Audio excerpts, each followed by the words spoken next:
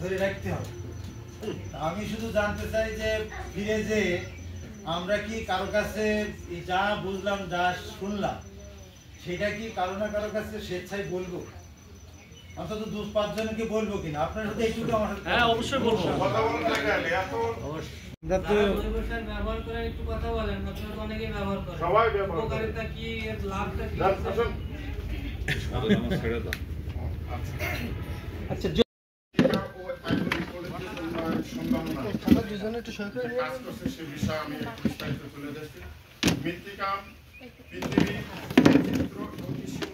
আমাদের চাষগুলোকে যাতে করে যেটা খাবো সেটা যেন বিষ না হয়, সেটা যেন স্বাস্থ্যসম্মত হয়।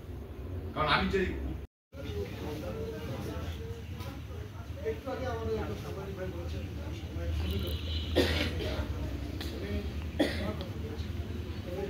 আপনাদের কিন্তু মাথায় রাখতে আমরা একটা সময় আমাদের আগে অনেক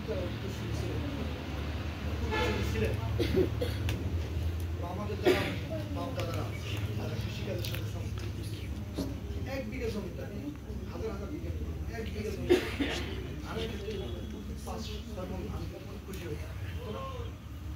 কিন্তু অনেকে আছে যারা কৃষি যদি না থাকে কিচ্ছু থাকবে না। আপনারা যেমন পারবেন না আমরাও খেতে পারবো। তো এই যে পাট লাগিয়েছেন এবছর কেউ আছেন নাকি? 2 জন আছে লাগাই। পাট হলো জমির উর্বরতা, জমির স্বাস্থ্য ধরে রাখার জন্য পাট একটা গুরুত্বপূর্ণ ফসল। কিন্তু লাগাবে কেন? কৃষকেরও তো একটা প্রশ্ন আছে। সে যদি তার ফসলটা লাগিয়ে সেখান থেকে যদি তার আয় না হয়, আপনি জোর করে কোনো ফসল উৎপাদনের জন্য হিট দরকার বা তাপ দরকার। সেই তাপের মূল যে উপাদান র মেটেরিয়াল সেটা মাটি থেকে আসে। এখন বলতে পারেন না আমরা বিদ্যুৎ দিয়ে করব, বিদ্যুতের যে মূল উৎপাদন সেটা হয় তেল অথবা কয়লা থেকে। এই তেলটাও কিন্তু মাটি প্রিজার্ভ করে এবং মাটি প্রিজার্ভ করে তার উৎপন্ন যে প্রোডাক্ট তৈরি হয় তেল, সেটা আমরা যে কৃষক আপনারা দুনিয়াকে বাঁচিয়ে রেখেছে।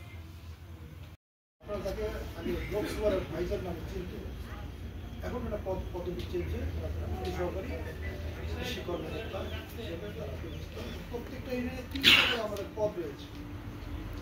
অর্থাৎ 1 নম্বর 2 নম্বর 3 নম্বর ওয়ার্ড মিলে একটা ব্লক, 4, 5, 6 নম্বর ওয়ার্ড নিয়ে একটা ব্লক এবং 7, 8, 9 নম্বর ব্লক নিয়ে জনগণ সংকটের কারণে অনেক ইউনিয়নে যে মাটিকে ভালো রাখতে করে আপনারা কৃষক, আপনারা আমাদের এই এলাকাতে অনেক চাষ হয়, অনেক ফলের চাষ হয়, সবজির চাষ হয়। এই যে আয়োজনটা করছে তত ভালো আয়োজন, সাধুবাদ জানাই।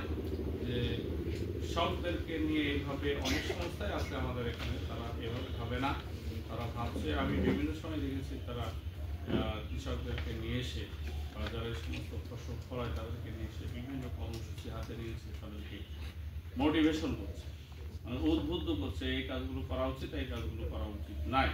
তো আপনাদেরকে এইগুলো তো আমাদেরকে জানা উচিত, লেখাপড়া করে বিভিন্নভাবে, কিন্তু ওনারা হাতে কলমে বা বিভিন্ন আপনার তো আগে পানিশমেন্ট হওয়ার দরকার। কারণ নিজে কৃষিবিদ হয়ে যদি সবজিতে বীজ দেন, তখন আমার একটা লেবার আছে, সে এসে বলছে আন্টি 6 মাস লাগবে কৃষি করতে। তারপরে খালি পানি দাও, সেচ দাও। অনেকগুলো পেঁপে গাছগুলোর গোড়াও সব মরে যাচ্ছে আস্তে আস্তে। আমি প্রতিদিন বালতি করে পানি দিই আর ই করি।